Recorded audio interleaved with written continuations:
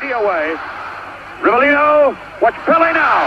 What a beautiful goal from Pele. El Rey Pele. 100 goals for Brazil in World Cup competitions, and Brazil take this 1-0 lead. Almost the sort of shot that he tried against Gordon Banks. Banks made the save for England. Brazil have won it. Deep under the whole lot of that lot is Pele, El Gran Pele, the fantastic man who is winning his second medal in the World Cup competition, and this his fourth World Cup competition. A fellow mootiin ispoortii tapha kubbaa miilaa akkan addunyaa irratti bareechee iddoon addunyaa kanarraa boqochuu wajjin wal qabsee seenaaleen isaa haalota adda addaatiin ka'aa jira. Pelee irratti namoonni hedduun yaadota kallattiiwwan adda addaatiin kennu kan itti fufan hoggaa ta'u, Boobi Chaarlataan kubbaa miilaa isumaaf uumame jechuun kan ibsu hoggaa ta'u, dhugumatti gaazexeessonni ispoortiitis akka nama taphataa cimaa tapha kana barreessuun lafa kaa'utti isa kabajani. Ogummaa fi saffisni akka qilleensaa Peeleen gara fuula duraatti kiyyeeffatee ittiin taphachuudhaan goolii galchuun itti mul'isu nama ajaa'iba. Biraazil keessatti guutuu biyyaalessaa kan ture Peeleen dirree kubbaa addunyaa irratti beekamaa nama olaanaa ture. Dirreen alatti ammoo hawaasa keessatti haala jireenya namoota hiyyeeyyii fooyyessuudhaaf boqonnaa malee hojjechuudhaan maqaan isaa akkaan ka'ama. Edson Arantes do Nascimentoon onkololeessa 23 bara 1940 Taayires Kaarkos magaalaa kibba Biraazil keessatti dhalate. Waraqaan ragaa dhaloota isaa garuu onkololeessa 20 akka dhalate kan jiru hoggaa ta'u, kanaas Peeleen sirrii akka hin taane dubbatee ture. Maqaan isaa kan moggaafames nama kalaqa meeshaa ibsaa kan ta'e Toomaas Alves Edison irraa hoggaa ta'u, kunis sababa ibsaan osoo hin dhalatiin dura ollaa inni keessa dhalate geef jechuudhaan akka beekfamam. Magaalaa Bawuruu keessatti hiyyummaan guddate ta'us kaffee ollaa tokko keessa hojii isaatii dabalataa hojjechuun maatii isaa gargaara ture. Akka kubbaa miilaa taphatu kan isa gargaare abbaa isaa hoggaa ta'u, haa ta'u malee maatiin isaa kubbaa bituuf hin danda'an ture. Kanaaf Peeleen ijoollummaa isaatti kubbaa kaalsii irraa hojjetame taphachuudhaan guddate. Hiikkaan maqaa isaa Peelee jiru maal akka ta'e osoo hin beekne moggaasa Peelee jiru kan kennameef hiriyoota isaa mana barnootaatiin ture. Innis maqaa masoo kana gonkumaa hin jaalanne ture. Akka waan haasaa ijoolleetti ilaalaa ture. Ijoollummaa isaatti gareewwan guddattoota ollaa isaa baay'eedhaaf taphachuu kan eegale hoggaa ta'u, kubbaa miilaa naannichatti baay'ee beekamaa akkuma dhufeenis dargaggoo Peeleenis haala dirree taphaa jijjiiruu eegale. Akkuma qurxummii bishaan keessatti ittiin akka malee munyuuqee taphatu innis akkasuma godhachaa ture. Akkasuma kilaba atileetiksii Baawuruu guddattoota chaampiyoonaa naannoo 3 dursee kan ture hoggaa ta'u, bara 1956 keessa leenjisaan isaa Waaldimar Diibrentoon garee beekamaa Saantos FC'tti yaaluudhaaf magaalaa buufataa kan taate Saantos geessanii turan. Leenjisaan isaa dandeettii isaatti waan amananiif Peeleen taphataa kubbaa miilaa addunyaa kana beekamaa akka ta'u hooggantoota Saantositti himani. Garee Saantosis kan bara 1956 keessa isa mallatteessee umrii waggaa 15 irraa kaasuudhaan taphoota ajaa'ibaa isaaniif taphataa ture. Waggaa tokkoon booda innis garee hangafoota Saantosiif filatame. Tapha baniinsaatiin goolii jalqabaa galche. Battalumattis galii galchaa liigichaa olaanaa ta'uun baruma jalqabaa sanitti filatame. Kontiraataa mallatteessee baatii 10 keessatti ture Peeleen gara garee biyyoolessa Biraazil kan waamame. Innis tapha Maarakanaa irratti Arjentiinaa waliin taphatameen gama Biraaziliin goolii kan biyya isaaf galmeesse mucaa umurii waggaa 16 Peelee jedhamu kan ta'e hoggaa ta'u, kunis goolii tapha idil addunyaa jalqabaa isaa ta'uun isaaf galmaa'e.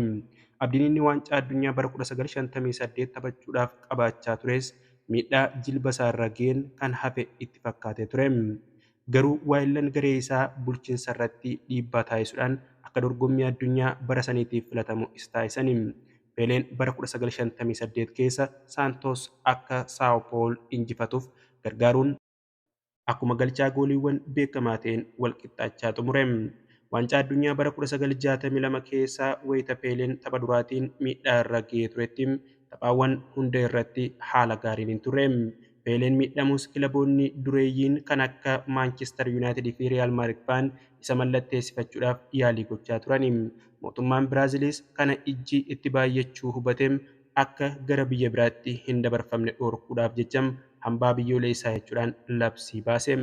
Waancaa addunyaa bara 1966 Peelee fi Biraaziliif kan gaddaa kan ta'e waggaa ta'u keessattuu taphaawwan Poorchugaalii fi Bulgaariyaa waliin tureen Peeleen baay'ee komatame. Biraazil marsaa jalqabaa caalaa darbuu hin dandeenyeem Peeleen yaalii taasisuus waan miidhamni irra ga'eef dandeettii isaa guutuun taphachuu hin dandeenye ture. Bara 1969 keessa Peeleen umriin isaa waggaa 30tti siqaa kan ture waggaa ta'u waancaa addunyaa bara 1970 Meeksikootti taphatame irratti Biraazil bakka bu'uun taphachuudhaaf hin yaadne ture. Akkasumas waraana abbaa irree biyya isaa kan warra garee Left Wings waliin hidhata qabda jedhamee qorannoon irratti gaggeeffamaa ture. Dhuma irratti garuu tapha waancaa addunyaa dhuma isaatiin gooliiwwan galchuu danda'ee ture. Kanaanis garee Biraazil seenaa keessatti garee olaanaa jedhamuudhaan akka galmaa'u godhe. Peeleen tapha isaa dhumaa Biraaziliif kan taphate adoolessa 18 bara 1970 akka yeroo Riyoo keessatti Yugoslaaviyaa waliin taphatan hoggaa ta'u isaan booda bara 1974 keessa kubbaa miilaa kilaba Biraazil keessatti soorama ba'e. Waggaa lama booda immoo garee Kosmos Niiwuorkiif kan mallatteesse hoggaa ta'u kanaanis wal qabatee maqaan isaa qofti Yuunaayitid Isteet keessatti kubbaa miilaa ol kaasuu eegale. Gama biraatiin bara 1977tti kilaba isaa durii Saantos Peeleen kophee fannisuu isaatiin wal qabatee kilaba Kosmos waliin sagantaa taphaa qopheesse irratti Peeleen garee lachuufuu walakkaa kan taphate hoggaa ta'u Peeleen erga soorama ba'een hojii maallaqa guddaa isa argachiisutti fufe.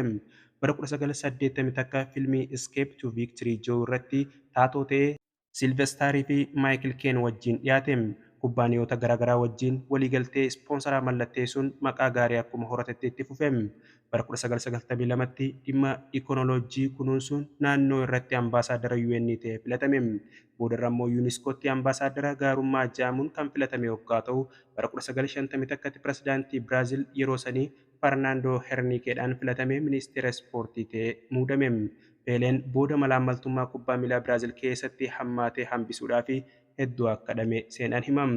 Seerri Peeleen bara 1998 baasee bulchiinsa ispoortii biyyattii ammayyeessuu keessatti gahee guddaa akka qabu kan himamu hoggaa ta'u ofii isaa immoo malaammaltummaan shakkamee gahee ambaasadarummaa yuuniskoo keessatti qabu ofiidhuma isaatiin kan dhiise hoggaa ta'u garuu ragaan malaammaltummaadhaa irratti hin argamne. Peeleen bara 2005tti BBC Sport Personality irraa badhaasa umurii guutuu fudhatee ture.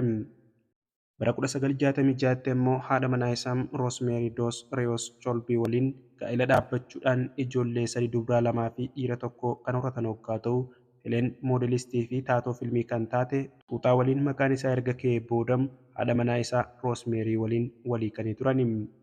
Boodarra sirbituu Asiiriyaa Zeeksas wajjin gaa'ela dhaabbatanii ijoollee lakkuu godhatanii turan.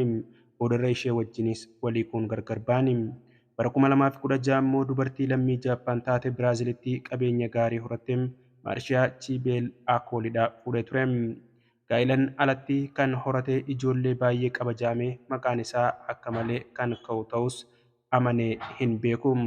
Waggoota muraasaa as taphataan cimaan kun rakkoo fayyaa itti hammaataa dhufe. Fulbana 2020 akka kaansariin garaachaa isa keessaa baafame hanga gaafa duutti wal'aansa hordofaa ture.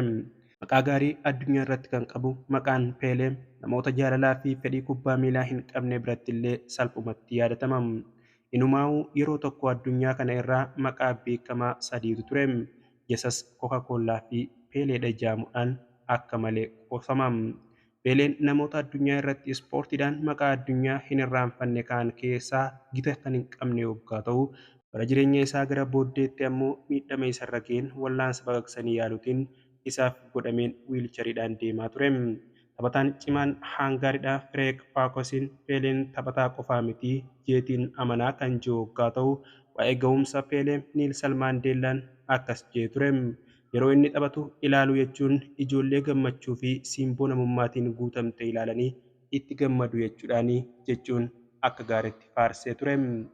Haaluma kanaan har'allee hoogganoonnii fi qondaalonni olaanoon biyyoota adda addaas yaada isaanii kan ibsatan hoggaa ta'u pirezidaantiin Ameerikaa Joon Baayiden, Lionel Messi, Roonaaldoo fi Deevid Beekam fa'aa dura nama jabaa akka Peelee ture. Peeleen seenaa kubbaa miilaa keessatti bakka olaanaa qaba jechuudhaan haala addaatiin kan barreesse hoggaa ta'u pirezidaantiin Ameerikaa duraanii Baaraak Obamaanis haala gaariidhaan seenaa Peeleen kubbaa miilaa addunyaa keessatti dabarsee barreessuudhaan gadda itti dhagahame ibsuun mul'ate. Haaluma kanaan qaamonni adda addaa fi Namoonni hedduun du'aan boqochuu mootii kubbaa miilaa kanarratti gadda isaanii kan ibsatan waggaa ta'u hanga ammaatti taphataan yeroo sadii waancaa addunyaa injifate Peelee qofa waggaa ta'u bara 1958, bara 1962 fi bara 1970 waancaa addunyaa injifate. Kanaanis bara 2000 fiifaan taphataa gameessa jaarraa kana jechuun beekamtii fi badhaasa addaa kenneefii ture.